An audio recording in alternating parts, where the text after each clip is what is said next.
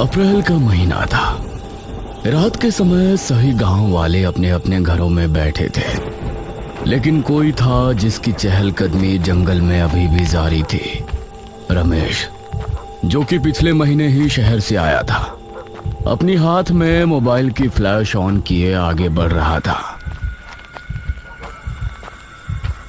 भला किसी पुरानी गुफा में लिखी पुरानी बातों को पढ़ने से किसी की मौत कैसे हो सकती है? ये गांव के लोग भी ना कुछ भी कहानी गढ़ देते हैं। आज तो मैं पढ़कर ही रहूंगा उस गुफा के अंदर क्या लिखा है जो गांव के लोगों ने इतनी दहशत फैला रखी है।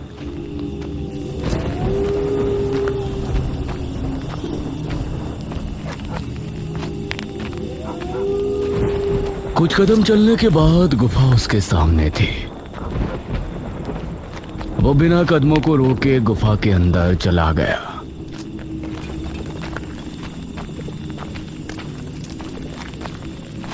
गुफा तो नॉर्मल ही लग रही है। वो बड़ी आराम से इधर उधर देखता हुआ आगे बढ़ रहा था।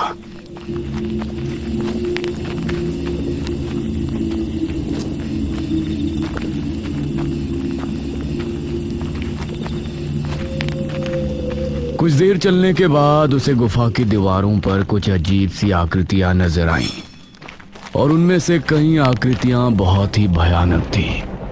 अब उसे ये थोड़ा अजीब लग रहा था। तभी उसने एक दीवार पर कुछ लिखा हुआ देखा, जो कि संस्कृत भाषा में लिखा था।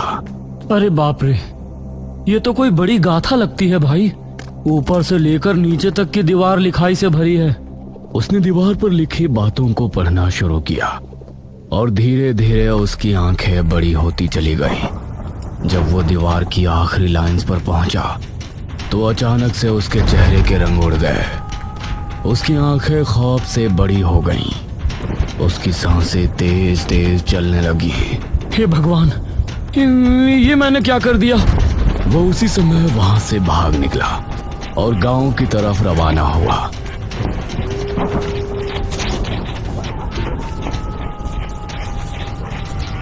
कुछ ही देर में वो गांव पहुंच गया और सीधा अपने घर में आकर रुका।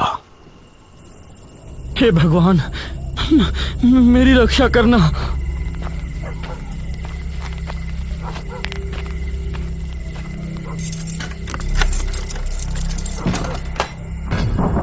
वो बेड पर पहुंचा और चादर में घुस गया। उसे बहुत तेज बुखार भी आ गया था। शरीर में अजीब सी कपकपी बंधी थी। तभी उसे उसके दरवाजे के खुलने की आवाज आई। वो डर गया और उसने अपने चेहरे से हल्की सी चादर हटाई तो उसके सामने एक बहुत ही भयानक असुर खड़ा हुआ था। उसे देखकर उसकी आंखों में खौफ उतर आया।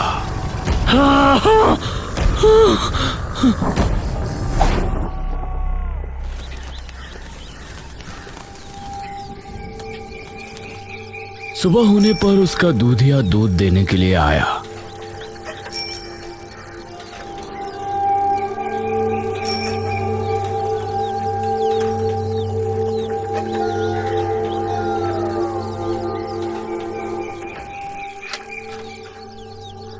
अरे रमेश बाबू, दूध ले लीजिए। कहाँ छिपे बैठे हैं?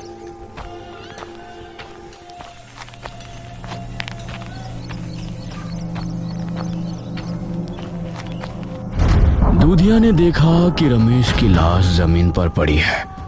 उसकी आंखें खुली थीं, जिनमें छाया खौफ देखकर यह समझ आ रहा था कि उसने मरने से पहले कोई बहुत भयानक चीज देखी है। कुछ दिन बाद गांव में एक टांगा आया।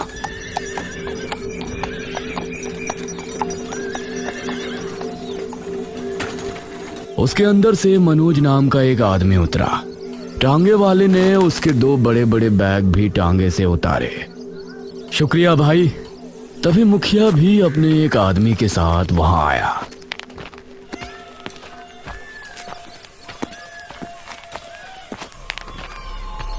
अरे अरे मास्टर साहब, आप क्यों ये संदूक उठा रहे हैं? ये काम करने के लिए तो हमारे आदमी है ना। अब मुखिया जी नमस्ते। लगता है आपने मुझे पहचान लिया। हाँ हाँ, मेरी बाबू से बात हुई थी। हम इस बात से बहुत खुश हैं कि आप हमारे गांव के अशिक्षित लोगों को शिक्षा देने के इरादे से आए हैं। मुखिया जी, मुझे एक घर रहने के लिए मिला है, क्या आप मुझे वहां तक छुड़वा देंगे? हाँ हाँ, मैं ही आपको छोड़ने चलता हूँ।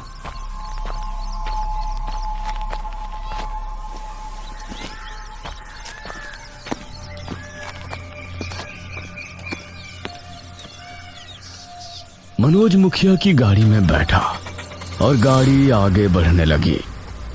वैसे वो घर बसावट से काफी दूर है। कुछ देर की यात्रा के बाद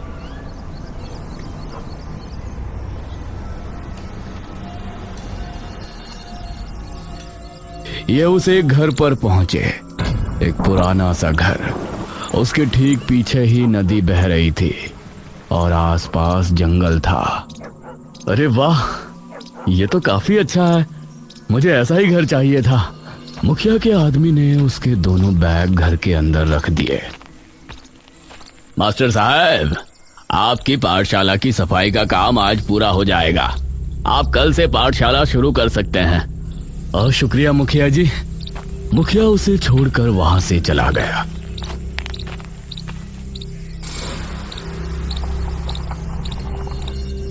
मनोज ने अपने बैग्स को कमरों में रख दिया।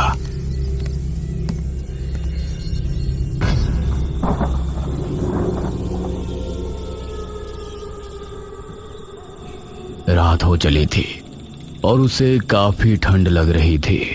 हे भगवान, यहाँ इतनी ठंड क्यों लग रही है?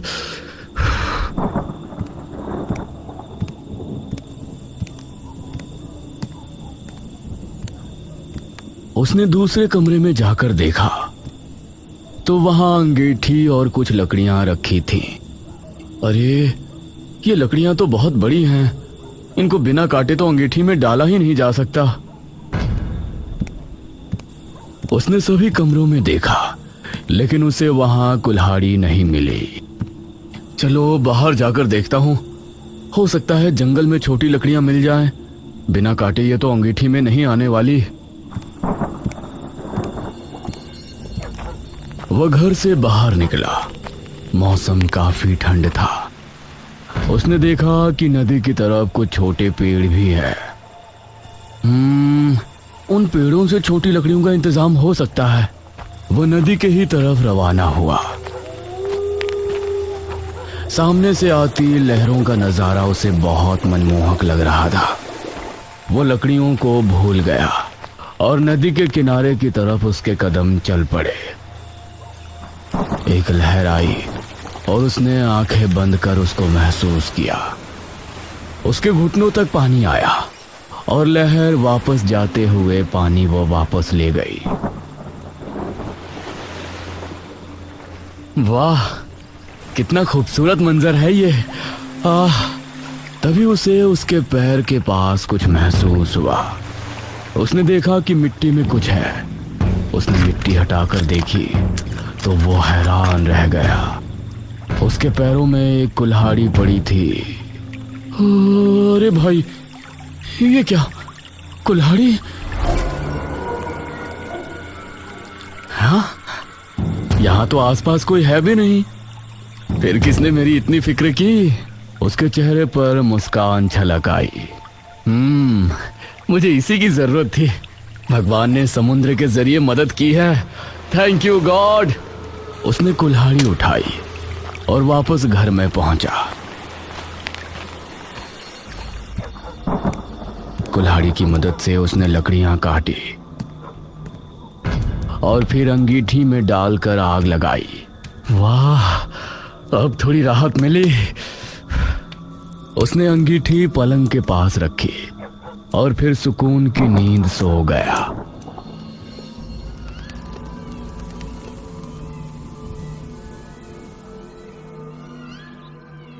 अगली सुबह मनोज अपने पाठशाला में पहुंचा। पहले दिन से ही वहां गांव के कई लोग शिक्षा लेने पहुंचे। मास्टर जी, ये नटूरे का क्या मतलब होता है? ये सुनकर मनोज मुस्कुराया। अरे चाचा जी, वो नटूरे नहीं, नेचर है। Nature nature. यह सुनकर सभी हंस पड़े। गांव के लोगों को पढ़ाना काफी मुश्किल का काम था, लेकिन मनोज को यह करने में बहुत गर्व महसूस हो रहा था।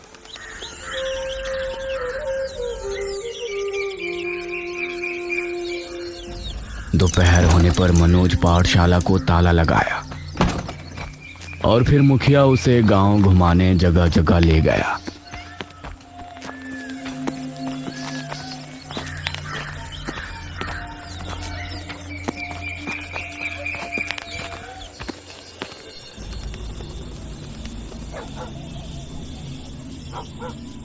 शाम होने पर सभी आग के सामने बैठकर बातें करने लगे। मुखिया जी, जब से यहाँ आया हूँ गांव की गुफा के बारे में कुछ ना कुछ अलग बात सुनी है। उस गुफा की असली कहानी क्या है? अरे वो गुफा बहुत ही विचित्र है। गुफा के अंदर जाना तो साधारण बात है, लेकिन उसके अंदर दीवारों पर संस्कृत भाषा में बहुत लंबी लंबी बातें लिखी हैं। अब वो कोई कहानी है या कुछ और है ये नहीं पता, लेकिन जिसने भी उन दीवारों पर लिखी पंक्तियों को पढ़ा है उसकी रहस्यमयी तरह से 3 दिन के अंदर मौत हो जाती है। हे भगवान, ये तो बहुत अजीब बात है मुखिया जी। शुक्र है मुझे संस्कृत पढ़ना नहीं आता। मनोज को इस बात पर भरोसा नहीं था, क्योंकि वो एक पढ़ा लिखा व्यक्ति था। अब चलिए मुखिया जी, अब आपसे कल मिलता हूँ।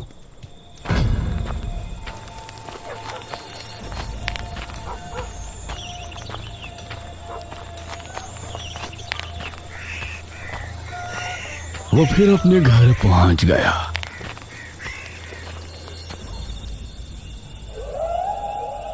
लेकिन बिरजू अभी भी गुफा के बारे में ही सोच रहा था।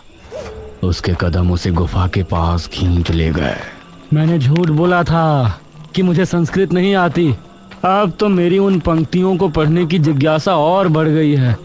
भला दीवारों पर लिखी बातों को पढ़ने से कोई मर सकता है?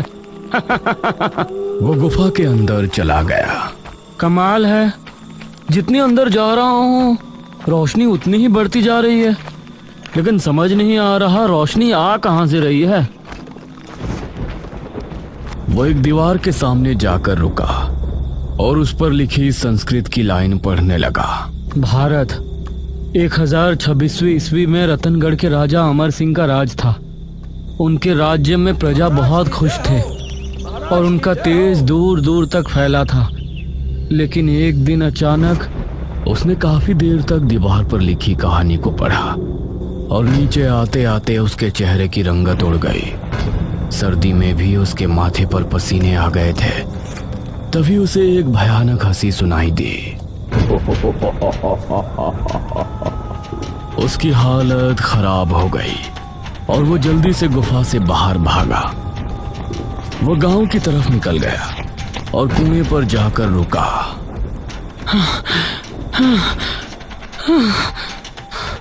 वो लंबी लंबी सांसें लेने लगा। उसे बहुत प्यास भी लगी थी। पानी। उसने कुएं में बाल्टी डाली और ऊपर खींची। उसके बाद उसने पीने के लिए जैसे ही चुल्लू में पानी लिया, वो पानी एकदम लाल हो गया और उसमें से बदबू आने लगी। उसने चुल्लू का पानी फेंक दिया और बाल्टी पर नजर मारी तो उसके अंदर साफ पानी ही था। वो जल्दी से वहां से अपने घर की तरफ भागा। अरे क्या हुआ आपको? इतना हाफ क्यों रहे हैं? कुछ नहीं, खाना लगाओ। उसने अपने डर को छिपाना चाहा, लेकिन इसमें वो नाकाम हो रहा था। खाइए ना, थाली आपके सामने है। उसने एक रोटी तोड़ी और जैसे ही मुंह में रखी तो उसे बहुत ही अजीब सा स्वाद आया और उसने रोटी वापस उगल दी। उसने देखा कि थाली में सब्जी की जगह कीड़े रेंग रहे हैं। अरे क्या हुआ आपको? जब बिंदिया ने देखा तो प्लेट में खाना ही था। वो कीड़े सिर्फ बिरजू को ही नजर आए थे। कुछ नहीं, वो मुझे भूख नहीं है।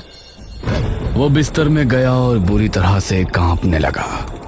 उसकी बीवी बिंदिया को उसकी बहुत चिंता होने लगी। अगले दिन सुबह 7 बजे मनोज की आंख खुली। उसने उठते ही खिड़की से नदी का नजारा देखा। वाह, कितना खूबसूरत नजारा है। ठीक 8 बजे वो पाठशाला पहुंचा और पढ़ाने का काम शुरू किया और शाम होने तक वो मुखिया के साथ ही रहा। उस समय बिरजू भी काम से अपने घर को लौट रहा था। तभी उसे अपने पीछे से अचानक भारी कदमों की आवाज सुनाई दी। उसने डरते हुए पीछे मुड़कर देखा तो वहां कोई नहीं था। उसने फिर से चलना शुरू किया। वो फिर से कदमों की आवाजें उसे सुनाई देने लगी, लेकिन अब उसने रुकना ठीक नहीं समझा और अपने घर पहुंचा। बिंदिया, बिंदिया घर के अंदर नहीं थी। बिरजू ने मटके से लेकर पानी पिया। तभी उसे वही भारी कदमों और हंसने की आवाज सुनाई देने लगी।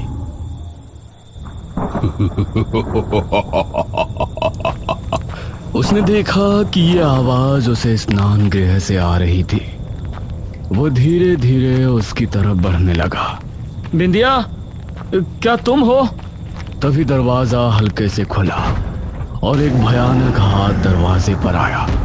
उसे देखकर वो डर गया और उसने अपने कदमों को पीछे लिया। तभी घर की सारी लाइट बंद हो गई और उसे अंधेरे में 2 लाल चमकती आंखें दिखाई दी। उसकी चीख सुनकर आसपास मौजूद सभी लोग उसके घर की तरफ भागे। बिंदिया भी पड़ोस के ही घर में थी। वो भी वहां से निकलकर भागी। वहां जाने पर बिरजू की लाश पड़ी मिली।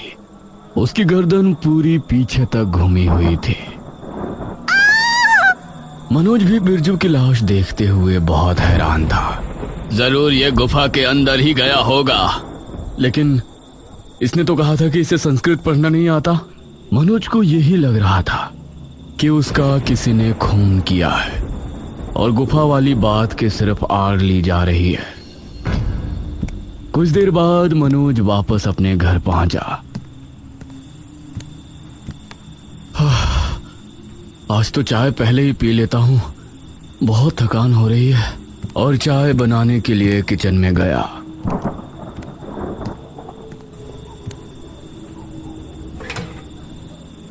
तो पतीला खाली था।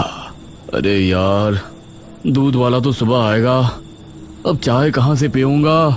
तभी उसने किचन के खिड़की से देखा कि नदी के किनारे एक गाय खड़ी है। Oh my God! वह घर से बाहर नदी किनारे पहुंचा तो गाय अभी भी वहां खड़ी थी। कल रात जब मुझे कुल्हाड़ी की जरूरत थी तो कुल्हाड़ी नदी के किनारे आ गई, और जब अब मुझे दूध की जरूरत थी तो गाय आ गई। ये क्या हो रहा है? उसके मन में असमंजस ने जन्म ले लिया था कि नदी किनारे उसे कौन मदद भेज रहा है। और दूसरी बात ये थी कि गुफा के बारे में गांव के लोग जो फैला रहे हैं, क्या वो सच है? ना जाने क्यों वो उसी समय गुफा की तरफ निकल गया।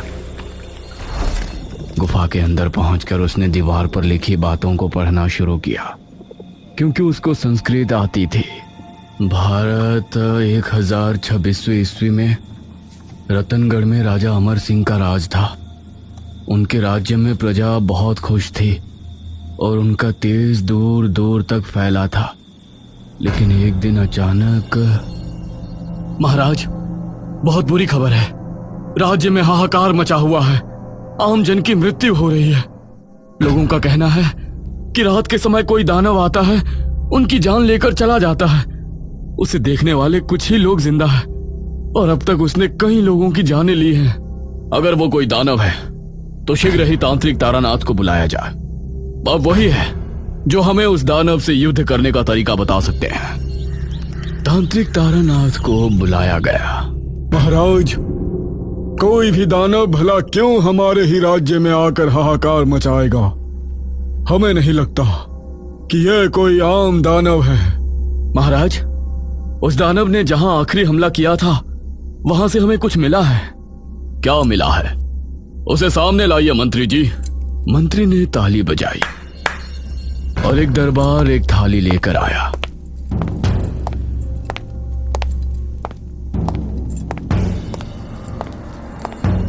मंत्री ने उस थाली से कपड़ा हटाया तो उसके अंदर कोई नुकीली चीज थी।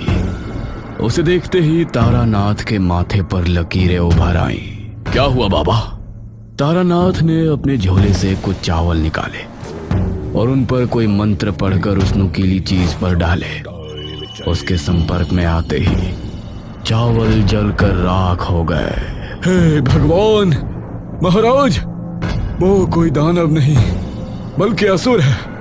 यह उसी असुर का नाखून है। असुर? हाँ, आपके पड़ोसी दुश्मन राज्य ने हमारे राज्य को खत्म करने के लिए इस असुर को आवाहन करके यहाँ भेजा है। तांत्रिक तारानाथ, अब हम इस असुर को कैसे वध कर सकते हैं? ये कोई आम दानव नहीं, असुर है महाराज। हमारी मृत्यु ही इस असुर का अंत है। यह सुनकर सभी हैरान रह गए। हमें एक महायज्ञ करना होगा और अपने शरीर को त्याग करना होगा। हमारी हड्डियों के बने वज्र से ही उसकी मृत्यु संभव है।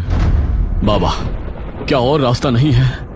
नहीं महाराज, हमें हमारी मृत्यु का कोई दुख नहीं है। आपकी रक्षा करते हुए हमारी मृत्यु हो जाए तो इससे अच्छी मृत्यु और क्या होगी। तारानाथ एक गुफा में जाकर यज्ञ में बैठे और 2 दिनों के बाद जब महाराज अमर वहां पहुंचे तो वहां तारानाथ नहीं थे। उनकी हड्डियों का एक वज्र रखा हुआ था। आपका बलिदान सदैव अमर रहेगा।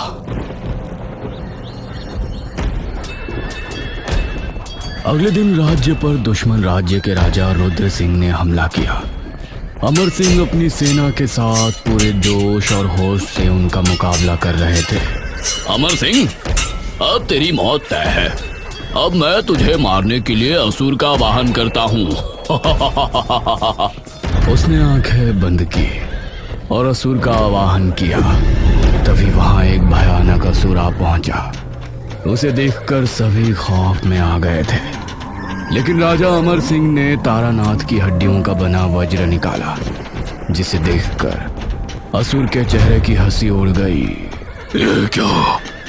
उस तारानाथ ने अपने शरीर का त्याग दे दिया। क्या हुआ तुझे? तू ऐसे क्यों डर रहा है?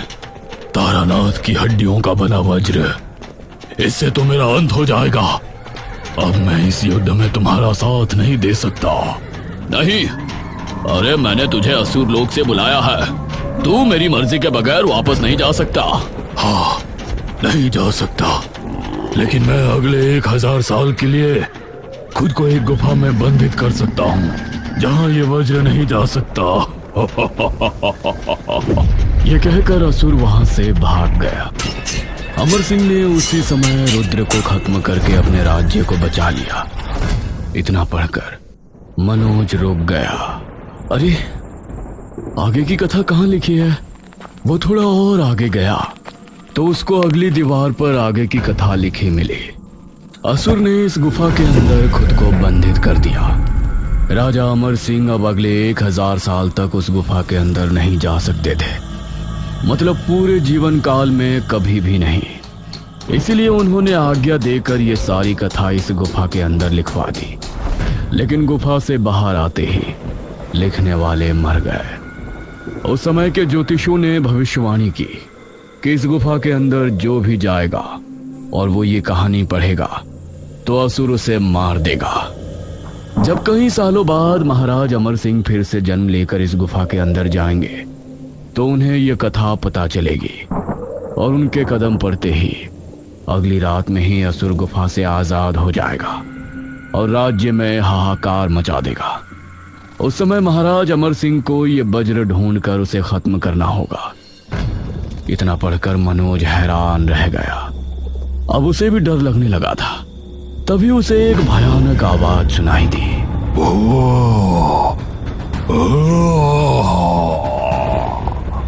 यह आवाज सुनकर मनोज बुरी तरह से डर गया और वहां से भाग निकला। उसे अपने पीछे किसी के आने का अंदेशा हो रहा था। वो बिना पीछे देखे भागता रहा और सीधा अपने घर आकर उसने सांस ली। हे भगवान, मेरी रक्षा करना। मनोज बहुत डरा हुआ था। अब वो उस नदी के बारे में सोचना भी भूल गया था। उसी रात गांव का एक लड़का रौनक छत पर सो रहा था। तभी उसे भयानक सांसों की आवाज आने लगी। उसने उठकर जैसे ही देखा तो उसके सामने एक बहुत ही भयानक असुर खड़ा हुआ था। असुर की पकड़ से वो खुद को छुड़ा ना सका। अगले ही पल चारों ओर सन्नाटा छा गया।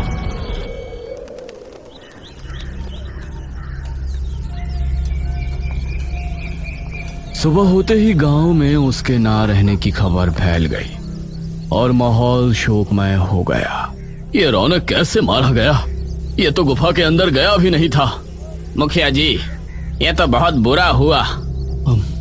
गुफा में तो मैं गया था, फिर ये क्यों मारा गया? धीरे धीरे 3 दिन गुजर गए। असुर ने इन दिनों में कई नौजवान लड़कों को गायब कर दिया। अब मुझे कोई नहीं मार सकता, मैं आजाद हो चुका हूँ। गांव में एक सभा बैठाई गई। पहले तो सिर्फ गुफा में जाने वाला इंसान ही मारा जाता था, लेकिन अब तो बिना गुफा में जाए जो भी लड़का 18 वर्ष हो रहा है उसी का अंत हो रहा है। इसे कैसे रोके मुखिया जी? मनोज मन ही मन अपने बारे में सोच रहा था। मैं गुफा में गया था, मुझे तो कुछ भी नजर नहीं आया, ना ही मेरे साथ कुछ हो रहा है। 3 दिन के बाद भी मैं जिंदा कैसे हूं?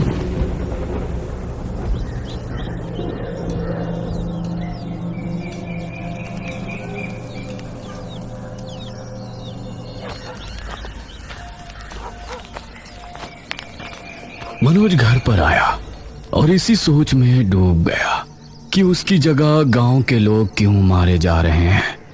तभी उसकी नजर नदी पर पड़ी। वो बिना कुछ सोचे नदी किनारे गया। तुमने मेरी 2 बार मदद की है, अगर ये कोई इत्तेफाक नहीं है तो मेरी मदद करो। मुझे बताओ कि तुम कौन हो और क्या ताल्लुक है मेरा इस नदी से और गांव में हो रहे खूनों से। तभी उसने देखा कि लहरों के साथ कुछ उसके करीब आ रहा है। वो उसे देखता रहा और पास आने पर पता चला कि वो एक बोट थी जिसमें कोई नहीं था। ये क्या? इसमें तो कोई है ही नहीं, फिर ये यहाँ कैसे पहुंची? मनोज ने उस बोट में बैठ गया। उसके बाद वो अपने आप रवाना हो गई। मनोज को डर भी लग रहा था और हैरानी भी हो रही थी, कहीं उसकी मौत को अलग तरह से तय तो नहीं किया गया।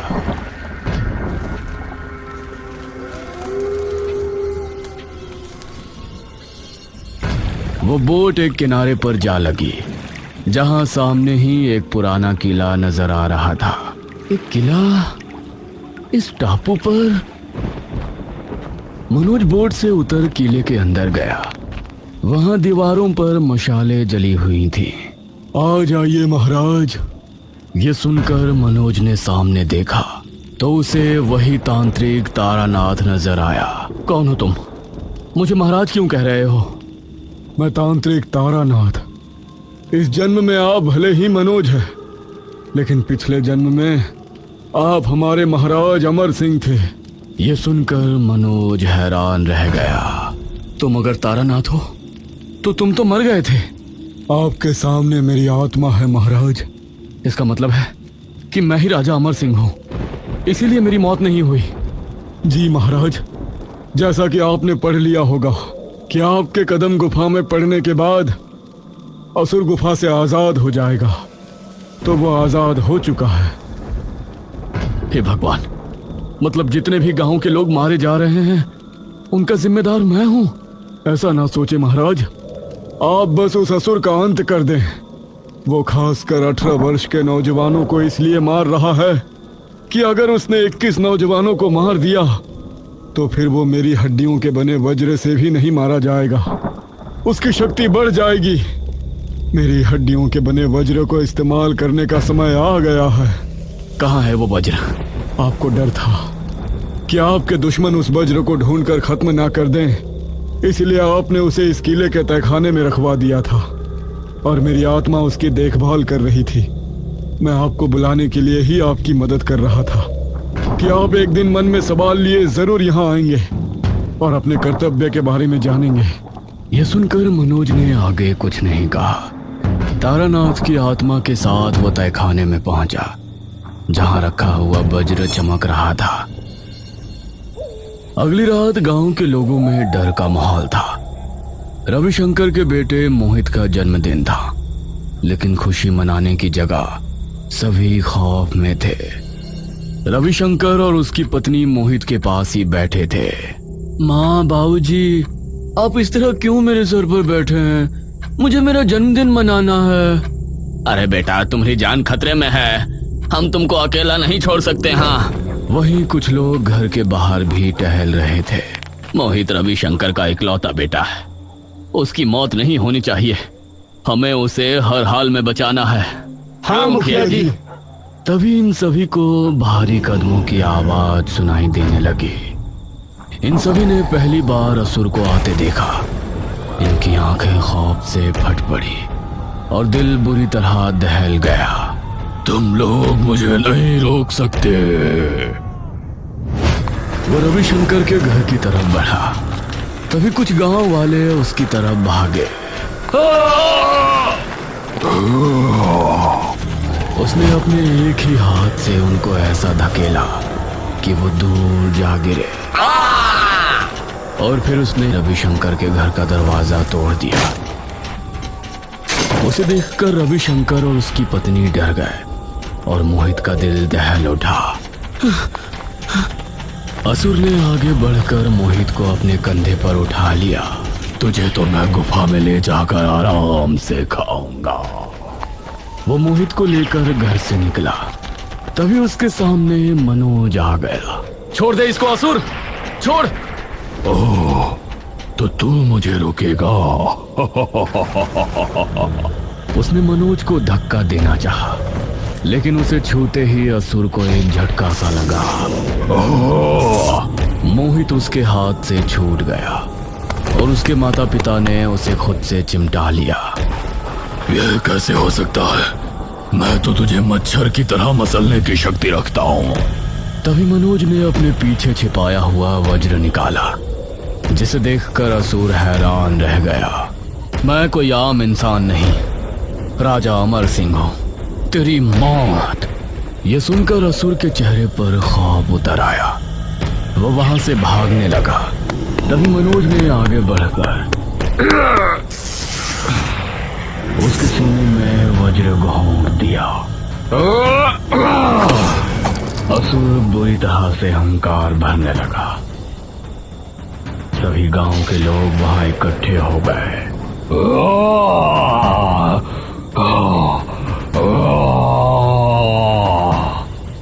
एक तेज चीख के साथ वो खत्म हो गया और राख बनकर ढेर हो गया। मास्टर साहब, आप ही हमारे पूर्व काल महाराज थे? जी, वो तो पिछले जन्म की बात है। मैं अब सिर्फ आपका मास्टर साहब ही हूँ।